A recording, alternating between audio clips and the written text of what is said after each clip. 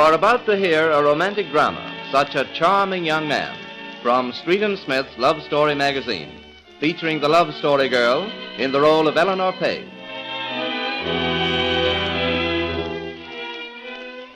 Yes, this is the love story of Eleanor Page, secretary to that immensely wealthy widow, Mrs. Alonzo P. Winters. We find Eleanor and Millie, who is the downstairs maid, in Mrs. Winters' spacious library. Millie is putting up fresh curtains. Eleanor is typing. It's early afternoon. There.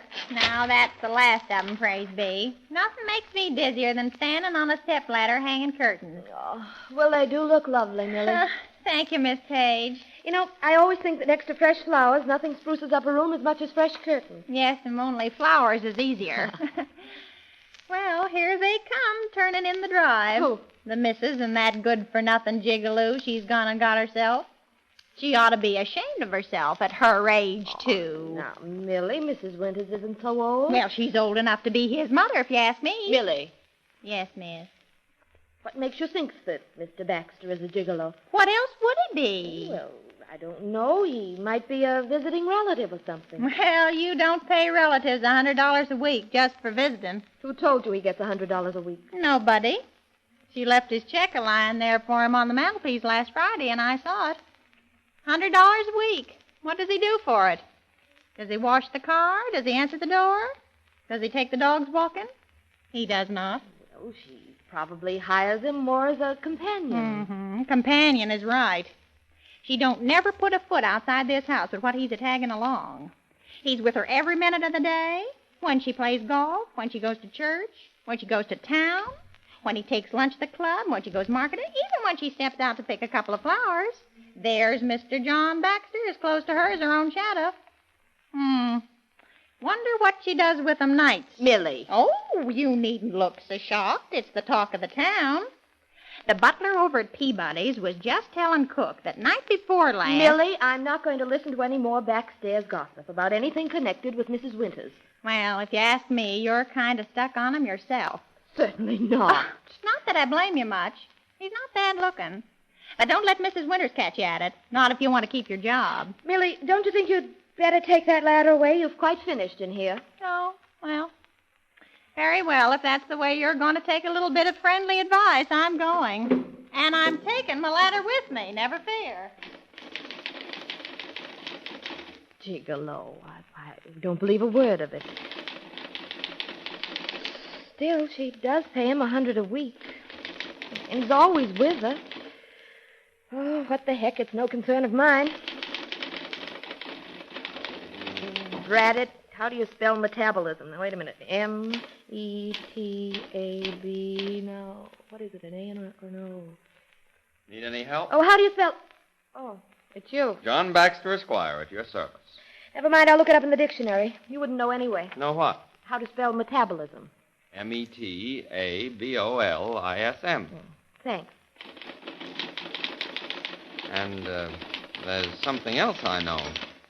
Yes? You have the most amazing blue-green eyes I've ever seen. Thanks, but don't you think it's a little too early in the day for compliments? Why, no, do you? Much. I thought most girls loved them. Any time at all. I'm not a girl. I'm Mrs. Winters' secretary. Oh? Just a machine? Exactly. It's a waste of time to compliment a machine. I wonder. This is the machine age, they tell me. Personally, I've always been crazy about machinery. Will you please go somewhere else? Can't you see I'm busy typing? Mm-hmm. I'll go just as soon as I try a little experiment I've had in mind ever since I came here 4 weeks ago. What's that? This. You keep away from me. Uh-huh. Oh, how dare you? How dare you kiss It's just me? my scientific mind. I simply had to find out. Find out what? If you're always a block of ice. Oh, really? And you're not. No, decidedly not. Why, you... Oh, there you are, John.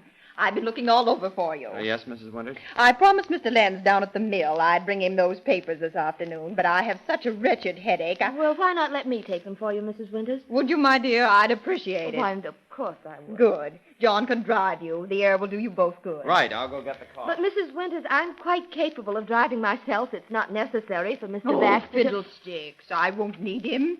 I'm going to take a nap. A little young companionship will do you good, Eleanor, and John is such an attractive young man, don't you think? Well, I really haven't had time to notice. You young people always so unobservant. Now, before you get to the factory, you might tell him to wipe your lipstick off his chin.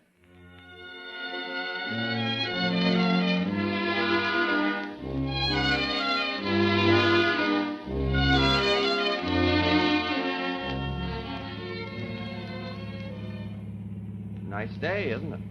Very. No, May's my favorite month. I said May is my favorite month. I heard you. You're not a very chatty young lady, are you? I don't believe in distracting the driver. Well, we've delivered the papers. Now I've got to get home. I have a good deal of typing to do before dinner. Just why are you stopping here? Now, this is where we get out. And just why do you think I should get out? Well, see the sign over that door? Ye Old English Tea Shop. Mrs. Winters told me to take you to tea somewhere. This place seems to be as good as any. I don't like tea. Well, then you can have pink lemonade or ginger beer or anything else your little heart desires. But out you get if I have to carry you.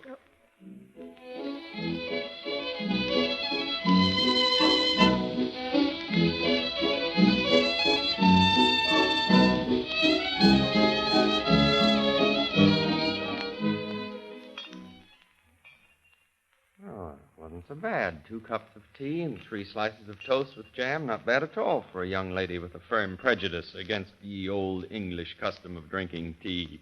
Well, it did taste sort of good after all. Of course it did. You know something? What? I'll bet a lot of your other prejudices are just as open to persuasion. Oh? Mm-hmm.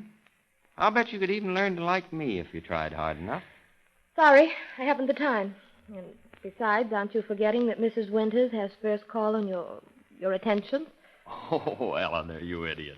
Don't you know that my relations with Mrs. Winters are strictly business? I should say they are. She pays you $100 a week for them. Well, you're a funny girl. Come to think of it, I think maybe you're the funniest female I've ever met.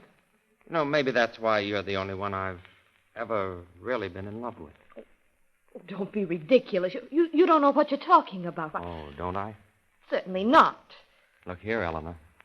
Let's get this thing straight. I love you. Rubbish. And what's more, I've got a pretty strong hunch you kind of care for me. Well, of all the conceit, why, I don't care whether you live or die. Oh, of course you do. You let me know that when I kissed you in the library. I did no such thing. Mm-hmm. I'd swear I was right.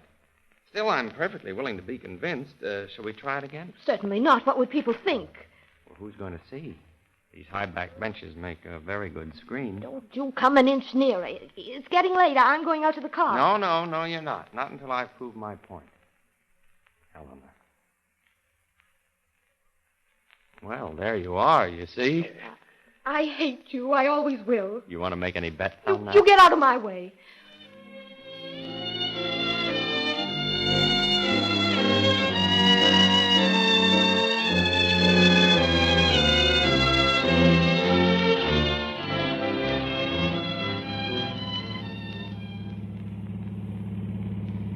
It's getting dark, and we've at least 7 more miles to go. I was a fool to keep you out so late. You're telling me. Oh, don't tell me you're still mad. Naturally.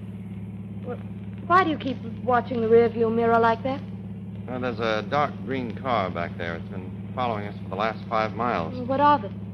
I don't like it. They haven't any headlights. Well, that's not very sinister. It isn't very dark yet. Surely you don't think... Oh, what was that? Duck, get down on the floor. What? There's a round hole in the windshield. I know it. They're shooting at us. Duck down on the floor, doggone it.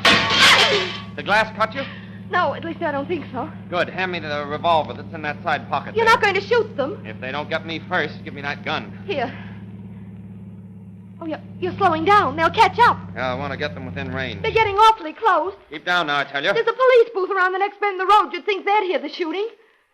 Oh, they're getting closer. Closer. Now.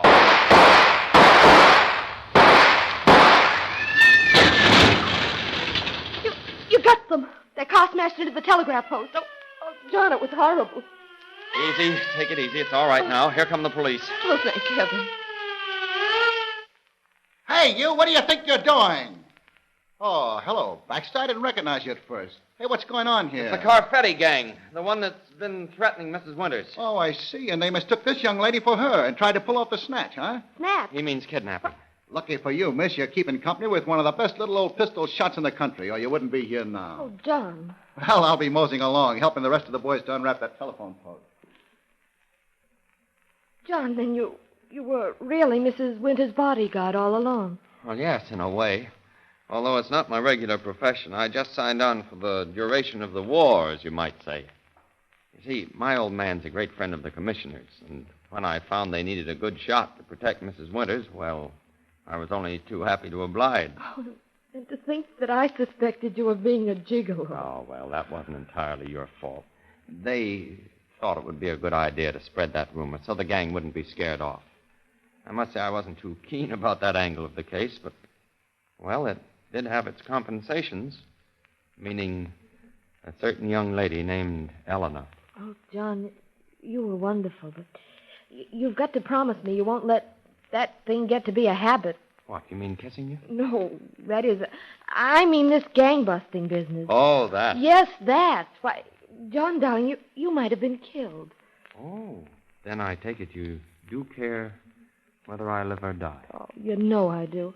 And you don't hate me anymore. I never did. Not really. And you wouldn't object too strenuously if I said I wanted to kiss you again? I'd hate you if you ever stopped wanting to. That's all I wanted to know.